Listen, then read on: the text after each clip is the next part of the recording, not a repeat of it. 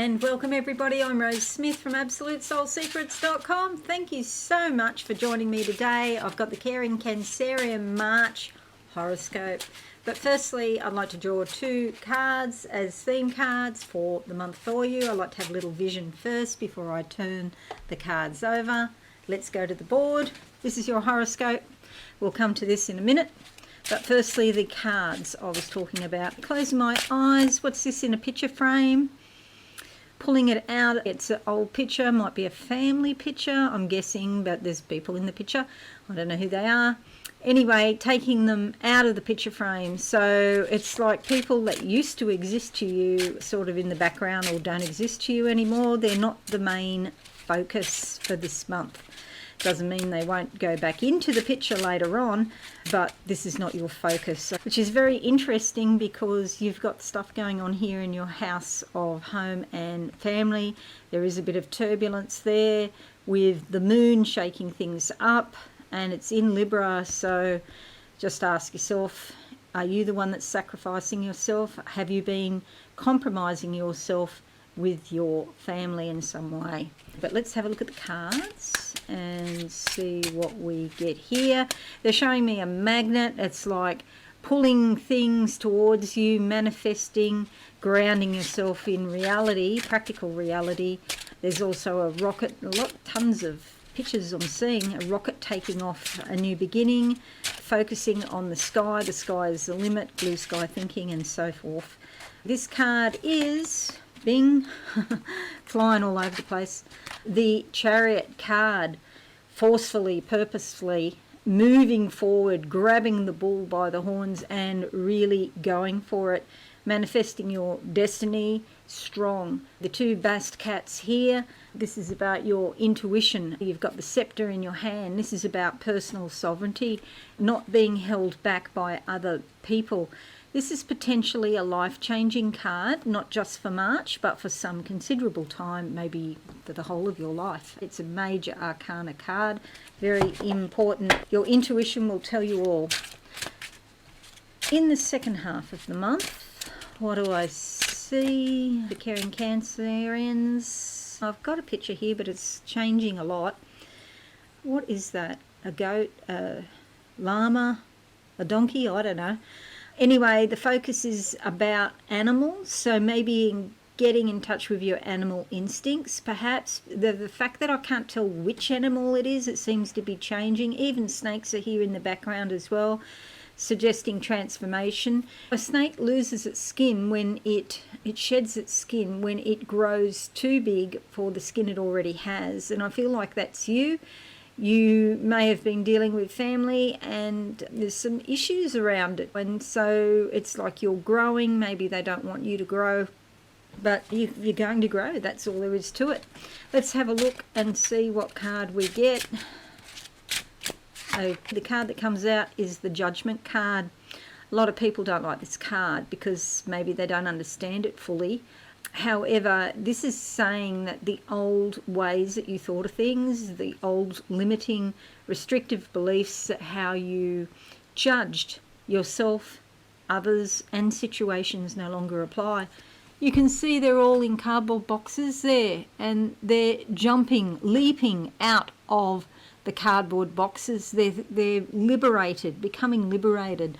Following the angels are sending them the music. I don't know if you've heard heavenly music. It's like choirs of angels, and sometimes I hear it. I haven't heard it for a little while, though, I must say.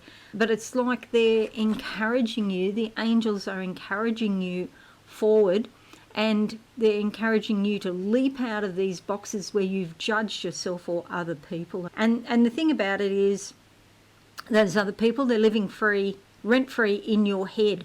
So it's like, who's got time or energy for that? Move on with your own life rather than being concerned about what other people are doing. And the thing there is that also we judge ourselves and hold ourselves back. So make it an important determination that you won't do that anymore, and you will be well on your way to freedom. There's a mountain in the background or two. This is a challenge. But if you don't judge what's going on And when I use the word judge, I mean adding in emotion. We're not talking about observing a situation and just stating a fact. We're talking about getting emotionally invested and making opinions with your emotions tied up in those opinions. It's not the same as being factual. But you've got 2 major arcanas. This is a really big month for you, dear Cancers, because this is really about changing your life for the better. Let's make this bigger, like that. And you can see there is a lot happening here. And I'll just move that like that. And it's all about your life being more public. It's about your career, your mission in life, your vocation, not just a job. It's not just a job. That's not enough anymore. It's got to be a situation where your heart is invested with the work that you do. Look at all of this happening up here in the public area of your chart. It's a regular party. You've got a T-square happening on the first day of the month. Normally I wouldn't mention this because the moon's involved. It's only for a few hours. However, this T-square with Venus, Uranus and the moon could be a little bit challenging. So there's like 2 squares and an opposition here. So the thing about T-squares, as I explained in the overview, means although they're challenging, hence the mountain here, they're doable. And so you could have a really good outcome where the view is wonderful as a result of the work you put in. And it's between Venus, Uranus and the moon here in your house of creativity. It's also your inner child. It's not Mars, it's Venus here in shared assets and intimacy, and Uranus here in Taurus in connection with friends, groups, associates, and also your hopes and dreams. Something could come up to do with investments or finances that you share with another, and it could be a little bit upsetting or challenging, but you can work through it. At the same time, you also have Neptune, Jupiter and Mars forming a talent triangle, 2 semi-squares and a square, and this is also challenging, hence that might be why there's 2 mountains, because there's 2 separate incidents here. But again, it's workable, and a talent triangle is really good because even if there's a challenge, it's a type of challenge that actually increases your skills and gives you practice at working with your skills, whether they be negotiating skills or spiritual skills, psychic skills, whatever. It gives your skills a bit of a workout, so you get the benefit of experience, but you get the benefits of growth and development as well. With Neptune there in your 9th house, it's something to do with the higher mind. Perhaps it's study or connected to an overseas country. It's funny, I looked at those mountains, I thought that reminds me of Mount Fuji in Japan, but of course it doesn't mean that you're necessarily going to Japan. But yes, it certainly means that there's more to do with people from other cultures. It's like your spirit's crying out for something exciting. You've got to get away from the humdrum, boring world. And Jupiter there increases your friendships and also the people connections and your hopes and dreams. And it's conjunct Uranus, so it could happen in surprising ways or unpredictable ways.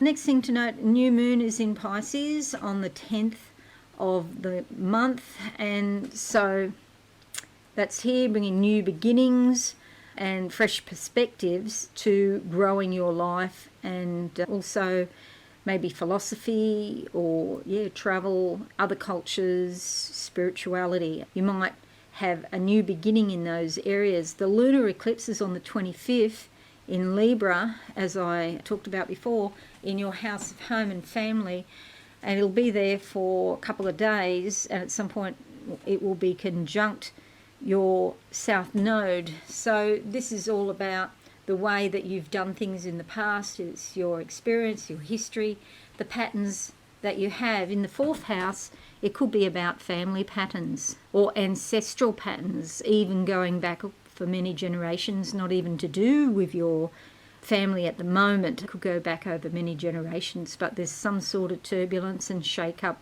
there. In Libra, it's an air sign. You'll probably be thinking a lot about it, and you'll probably be trying to resolve it. In Libra, Libra wants peace and comfort and loves luxury around the home as well. And she doesn't like to be made to feel uncomfortable. She wants to be comfortable and beautiful and peaceful. So you're going to find a way that you can resolve any outstanding issues to do with your family, I would think. We also have Mercury in Aries on the 9th here, and this brings a lot of communications, fresh, brilliant ideas to do with growing it's in the 9th house, not the 10th, because there's so much going on in the 9th house they couldn't fit it in, so they've actually put the line there, but the programmers of this program. But having Mercury here means there'll be a lot of communications about travelling. There could be transactions about travelling. You might actually book tickets to go somewhere. Then there's the Sun in Aries on the 19th as well, bringing even more insight and awareness as to what you are to do. And there's a feeling of happiness or achievement with it, shining like the sun. Venus is in Pisces here. Venus goes into Pisces, bringing beautiful, smooth-flowing energy in dealing with people about these travel matters or these spiritual or foreign affairs type matters. When Venus goes into the 9th house, especially like in Pisces, it could mean also that you meet somebody very special on your trip. It could become like a love relationship, or at least like warm affection. It could be just a very good friend, or maybe not. But Venus here means you may meet a foreign person that really puts some sparkle into your life. Then we have Mars in Pisces as well, and you're full of energy to surge ahead and really get on this new project, whatever it is. That's on the 22nd. The other things to note are the autumnal equinox on the 21st if you're in the southern hemisphere, Australia and New Zealand. This is all about balance and preparation for winter, suggesting you get ready, get up to date with all your paperwork, get everything around the house done, get your work up to date. The equinoxes are always about finding balance. It's when the daytime and the nighttime is of equal length, so balance is important. If you're in the US or in the northern hemisphere, it's your spring equinox. That's about planting seeds, growing those seeds, developing those seeds. That could be within you or could be outside in your garden if you have a garden, or even a pot plant. But it's like a sign that you have to find balance in life. Then we have Easter Sunday on the 31st, last day of the month. And it doesn't matter what religion you are, or if you don't have a religion, not everybody does, then it's a time to look at what Easter Sunday means from a spiritual perspective, which is a time of rebirth and renewal. You may have been through a pretty hard sacrifice recently, and that has finished, and now you're sort of in the limbo area about to start a new life. So rebirth and renewal. Hey, 2 major arcana, don't forget that. That doesn't come up very often like that. This is a very critical and important time for you, caring Cancerians.